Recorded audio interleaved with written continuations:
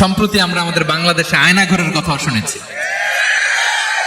তো আয়নাঘরে যাদেরকে টর্চার করা হয়েছে এরা যুদ্ধবন্দী, এরা তো কারাবন্দী, তাও অন্যায় ভাবে। এনফোর্স ডিসঅ্যাপিয়ারেন্স ছিল, অন্যায় ভাবে তাদেরকে গুম করা হয়েছে, অন্যায় ভাবে বছরের পর বছর যাদেরকে এভাবে কষ্ট দেয়া হয়েছে, ফ্যামিলি থেকে দূরে রাখা হয়েছে। কিয়ামতের দিন তাদেরকে আল্লাহ জালিমের কাতারে দাঁড় করাবে। ইসলাম কারাবন্দী তো দূরের কথা, যুদ্ধবন্দীদের সাথে ভালো আচরণের কথা বলেছে। আল্লাহ বলেন ওয়ায়ুতঈমুনা তুআমা আলা হুব্বিহি মিসকিনাও ওয়া ইয়াতীমা ওয়া আসীরা। বিশ্বাসীরা গরিব দুঃখীদের যেমনি খাবার খাওয়ায়, যুদ্ধবন্দীদেরও খাবার খাওয়ায়, যুদ্ধবন্দীদেরও খাবার খাওয়ায়। এবং বিষ্ণু বলেছেন ইস্তাউসু বিল উসারা খায়রা, যুদ্ধবন্দীদের সাথে তোমরা ভালো আচরণ করো। বদরের যুদ্ধে 70 জন বন্দী হয়ে আসলো। বিশ্বনবী 70 জনকে সাহাবাদের মধ্যে ভাগ করে দিলেন, বললেন তোমরা খারাপটা খাবে, বন্দীদেরকে ভালোটা খাওয়াবে। কি নমুনা স্থাপন করেছে ইসলাম। সুমামা ইবনে উসাল রাদিয়াল্লাহু তাআলা আনহু নামে এক যুদ্ধবন্দীর ছোট্ট ঘটনা বলে আমি পয়েন্টটা শেষ করছি। ইয়ামামার বড় লিডার ছিলেন, যুদ্ধবন্দী হয়ে মদিনায় আসলেন, নাম সুমামা ইবনে উসাল রাদিয়াল্লাহু তাআলা আনহু। তখন মুশরিক ছিলেন, যুদ্ধবন্দী হিসেবে আনা হলো। তাকে মসজিদে নববীর পিলারের সাথে রশি দিয়ে বাঁধা হলো। বিষ্ণু বললেন সুমামা, কি অবস্থা তোমার, কেমন লাগে, তোমার সাথে কেমন আচরণ করা হবে বলো। বললেন মুহাম্মদ, তুমি চাইলে মারতেও পারো, বাঁচিয়েও রাখতে পারো। বিষ্ণু বললেন সুমামা, এ দুনিয়াটাই শেষ নয়, আখিরাতে বিশাল এক জগৎ পড়ে আছে। তুমি যদি শাহাদা বাক্য পড়ো আমাদের ভাই হয়ে যাবা, তোমার সেফটি সিকিউরিটির দায়িত্ব আমাদের, আমরা তোমরা সবাই মিলে এক। তারপর একে একে বিশ্বনবী তার সাথে ইসলামের সৌন্দর্যগুলো তুলে ধরলেন। সালাত কি, যাকাত কি, এগুলো বুঝালেন। বাড়িতে যেয়ে বললেন সবচেয়ে ভালো খাবার রান্না করো, একজনকে দিয়ে মসজিদে পাঠালেন। যুদ্ধবন্দীর সাথে কি আচরণ দেখছেন।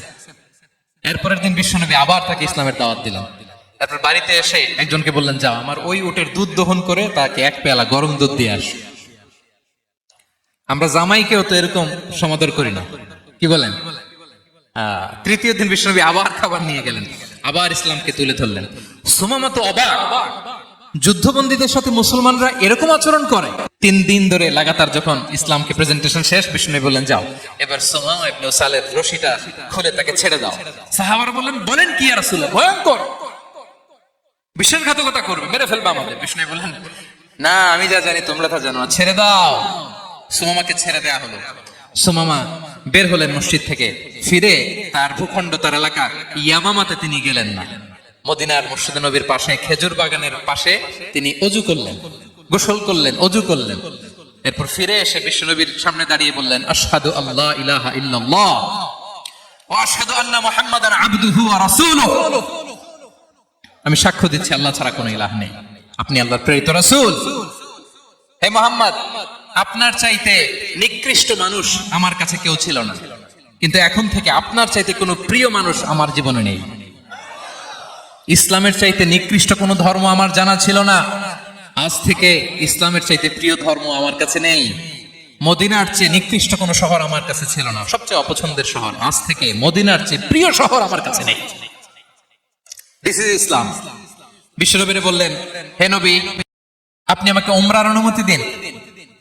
তিনি উমরা করতে গেলেন। বিষ্ণু তাকে তালবিয়া শিখিয়ে দিলেন। এই প্রথম কেউ মুসলিম সুমামা ইবনে উসাল, উনিই প্রথম মুসলিমদের মধ্যে উমরা করেছেন তালবিয়া পড়তে পড়তে, লাব্বাইক আল্লাহুম্মা লাব্বাইক পড়তে পড়তে।